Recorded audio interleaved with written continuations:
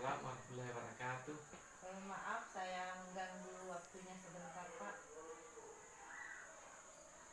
Jadi begini Pak, saya punya tugas CGP, wawancara dengan kepala sekolah atau pimpinan terkait pengambilan keputusan berdasarkan nilai-nilai kebajikan di sekolah sebagai pemimpin. Iya. Boleh saya mengajukan beberapa pertanyaan Pak? Boleh, silahkan. Ya, jadi selama Bapak menjadi kepala sekolah, bagaimana Bapak dapat mengidentifikasi kasus-kasus yang merupakan dilema etika atau rujukan moral? Jadi ada beberapa hal yang dipertimbangkan dalam mengidentifikasi kasus yang ada di sekolah. Yang pertama itu kita bertanya kepada teman-teman tentang hal yang penting diputuskan. Kemudian yang kedua, kita menelaah kasus satu persatu, ya, menelaah kasus satu persatu tentang apa masalahnya, apa latar belakangnya, gitu. Kemudian yang ketiga, kita meminta pandangan dari teman-teman guru, ya, meminta pandangan dari teman-teman guru. Nah, kemudian yang keempat, kita harus timbang dengan nilai-nilai yang baik, ya, nilai-nilai yang baik yang bisa kita ambil manfaatnya lebih baik. Nah, gitu. Saya pikir itu yang cara mengidentifikasi kasus-kasus yang ada di sekolah kita. Selama ini bagaimana Bapak menjalankan pengambilan keputusan di sekolah, terutama untuk kasus-kasus di mana ada dua kepentingan yang sama-sama benar atau sama-sama mengandung nilai kebajikan, Pak? Oh iya.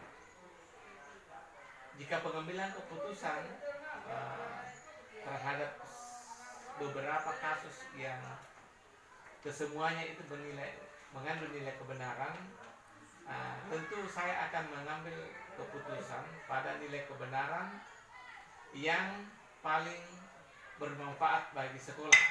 Yang paling bermanfaat bagi sekolah apa? Jadi kalau sama-sama benar, tentu saya akan mengambil keputusan yang manfaatnya lebih besar terhadap lembaga kita. Yang kedua, kita mengambil keputusan juga mempertimbangkan efek negatifnya yang paling kecil. Efek negatifnya paling kecil, atau ya paling kecil lah, sehingga melahirkan cara ketiga itu mengambil keputusan dengan mengakomodir beberapa pendapat dari teman-teman guru. Beberapa pendapat dari teman-teman guru. Saya pikir pertimbangannya seperti itu.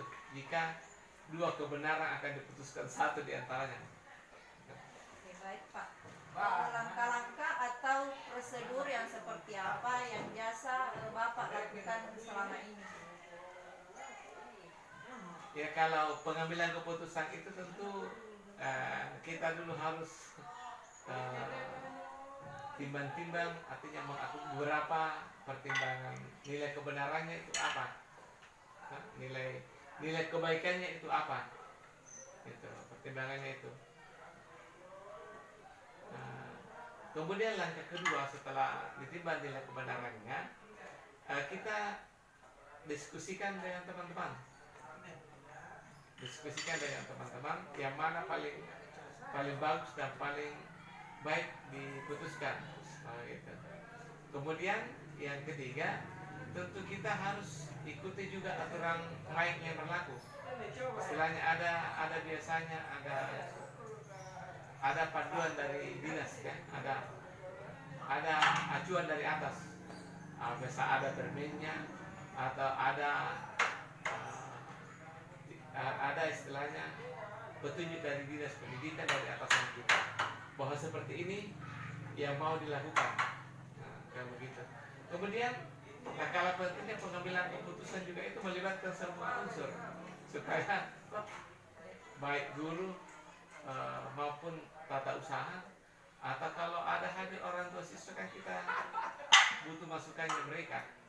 Dan mungkin beberapa hal yang melibatkan siswa tentu kita berdiskusi semua stakeholder sekolah itu untuk mengambil keputusan mana yang terbaik. Seperti itu kira-kira.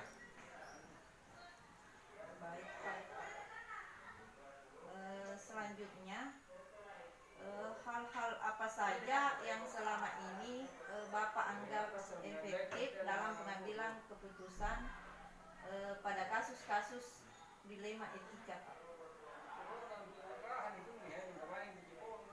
Bisa diulangi tema intinya? Iya. Jadi hal yang dianggap efektif, Pak, dalam pengambilan keputusan kasus dilema etika. Oh ya. Yang paling efektif itu pengambilan keputusan jika pengambilan keputusan itu didasarkan pada nilai-nilai yang baik, berdasarkan pada nilai-nilai yang baik yang disepakati bersama. Gitu. Kemudian lebih efektif juga kita jika mengambil keputusan berdasarkan tujuannya, ya, berdasarkan tujuannya. Jika tujuannya memang untuk kepentingan bersama, saya pikir lebih efektif kalau ada tujuan bersama. Jadi didasarkan pada nilai-nilai kebajikan, Iya, ya, Pak. dan tujuan bersama. Dan tujuan. Oke, Pak. Pertanyaan selanjutnya, Pak, hal-hal apa saja yang selama ini merupakan tantangan dalam pengambilan keputusan pada kasus-kasus dilema etika? Tantangannya sebenarnya adalah ketika kebenaran yang akan diputuskan itu didukung oleh semua guru pada semua nilai kebajikan. Jadi misalnya kebajikan A didukung oleh banyak guru, kebajikan B juga didukung oleh banyak guru, dan semua kan sama-sama benar. Itu dilemanya itu sama-sama baik, ya, sama-sama baik dan sama-sama punya alasan yang bagus bahwa ini penting. Itu biasanya yang Baik, Pak. Apakah Bapak memiliki sebuah jadwal tertentu dalam sebuah penyelesaian kasus dilema etika? Apakah Bapak langsung menyelesaikan di tempat atau memiliki sebuah jadwal untuk menyelesaikannya? Bentuk atau prosedur seperti apa yang biasa Bapak jalankan? Pengambilan keputusan sebenarnya tergantung kondisinya, ya. Ketika pengambilan keputusan itu tidak terlalu rumit dan memang sudah pasti, tentu kita putuskan pada saat itu. Tetapi ketika pengambilan keputusan itu sangat rumit dan banyak hal dilibatkan, tentu saya punya jadwal tertentu. Mungkin saya jadwalkan 1 minggu atau 2 minggu. Apa yang dilakukan jadwal itu, tentu saya akan berkonsultasi ke pihak yang berwenang atau hal-hal yang terkait. Setelah bertanya ke sini, ke guru, gitu, mungkin kita ambil keputusan seperti ini setelah 1 minggu. Jadi tergantung kasusnya. Jadi prosedurnya tadi itu, Pak, ya konsultasi, Ya. kemudian memutuskan. Ya. Mungkin masih ada prosedur lain, Pak? Biasanya itu yang biasa dilakukan. Kalaupun ada hal lain, tentu kita mengacu pada kebijakan dinas, ya. Tentu kebijakan dinas memutuskan, tetap kebijakan dinas dan didiskusikan dengan. Pertanyaan selanjutnya, Pak, adakah seseorang atau faktor-faktor apa saja yang selama ini mempermudah atau membantu Bapak dalam pengambilan keputusan dalam kasus-kasus dilema etika? Yang membantu saya itu adalah kebijakan yang ada, kemudian tata tertib sekolah dan tugas-tugas fungsional. Itu Kalau dibawa ke sana kan sudah ada arah berpikirnya dan program sekolah kita untuk membantu. Kalau memang diprogramkan kan lebih mudah untuk diputuskan dibanding dengan yang tidak diprogramkan. Jadi itu kalau ada program, ada regulasi yang jalan, itu lebih memudahkan pengambilan keputusan untuk mencapai tujuan. Baik, Pak. Mungkin pertanyaan terakhir dari saya, Pak. Dari semua hal yang Bapak telah sampaikan, pembelajaran apa yang dapat Bapak petik?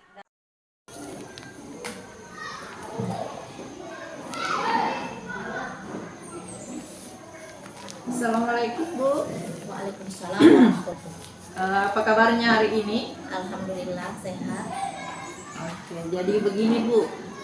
Kami dari CGP ditugaskan untuk mewawancarai 2-3 kepala sekolah terkait praktik pengambilan keputusan berbasis nilai-nilai kebajikan sebagai pemimpin.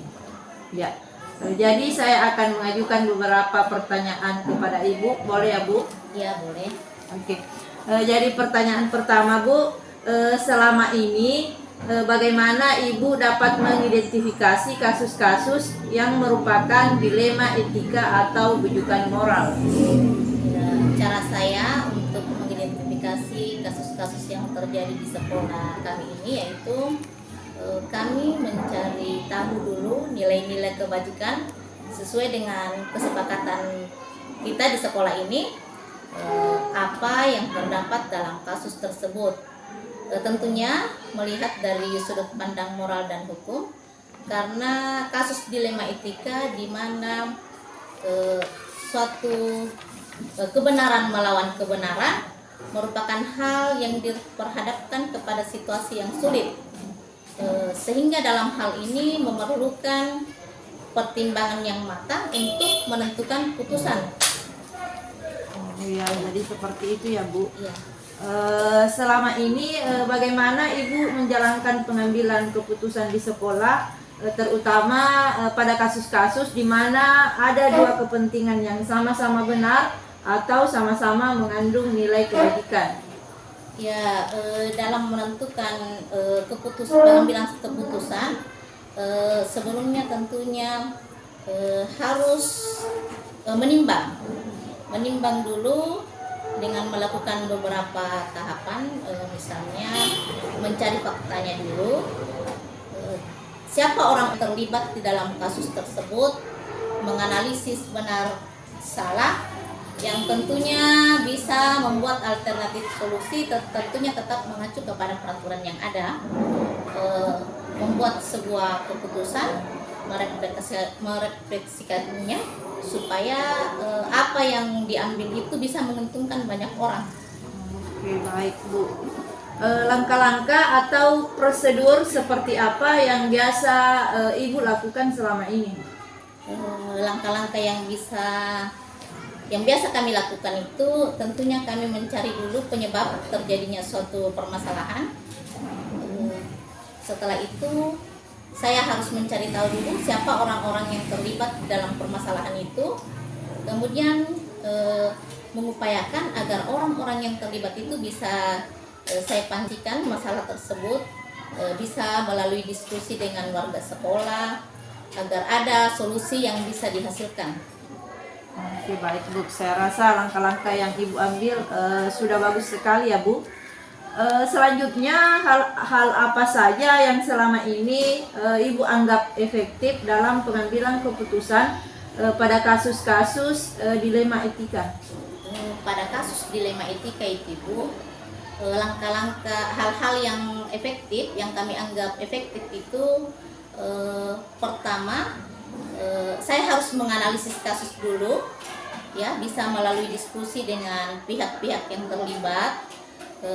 Melalui diskusi itu saya bisa menerima masukan atau pendapat, dan dari masukan itu ada pertimbangan-pertimbangan yang kadangkala misalnya Ibu, saya tidak bisa menjangkau sesuatu hal itu, tetapi pihak lain bisa memikirkannya, dampak yang akan ditimbulkan. Tetapi tentunya apapun itu harus tetap berpedoman kepada peraturan-peraturan atau norma yang berlaku.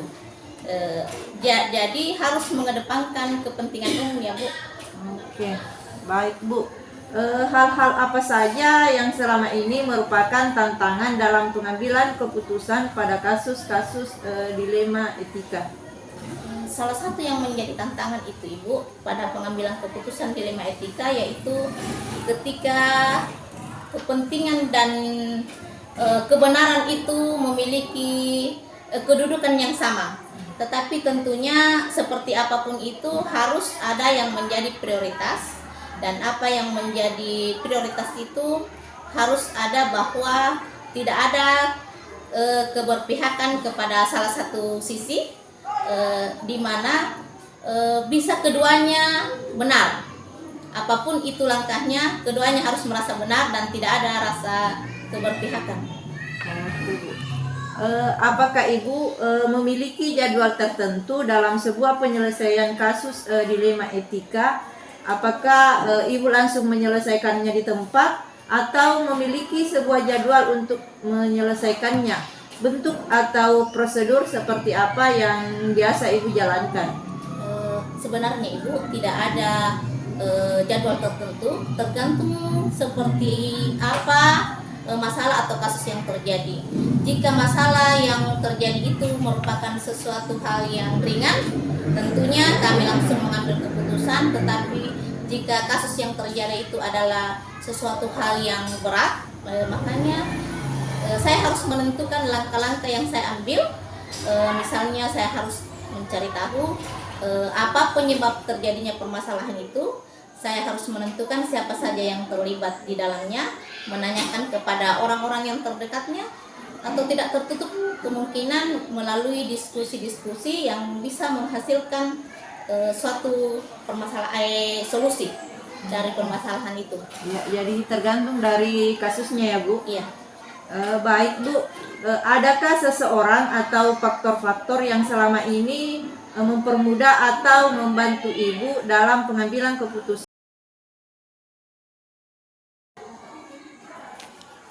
Oke, pertanyaan selanjutnya Bu, adakah seseorang atau faktor-faktor apa saja yang selama ini mempermudah atau membantu Ibu dalam pengambilan keputusan dalam kasus-kasus dilema etika?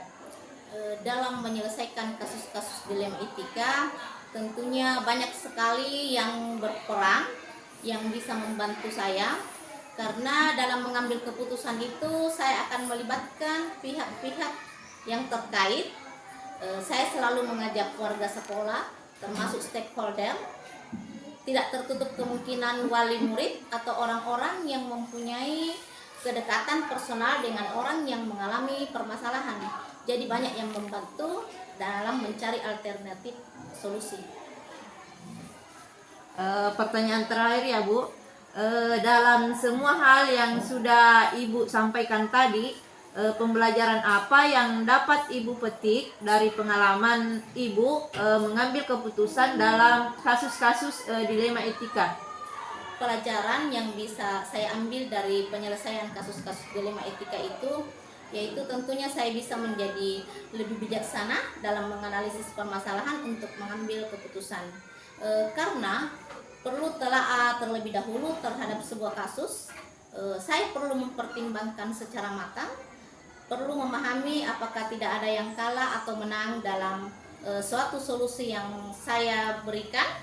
Kemudian kedua belah pihak itu harus saling siap bahwa saling menghormati, saling melaksanakan keputusan yang telah disepakati.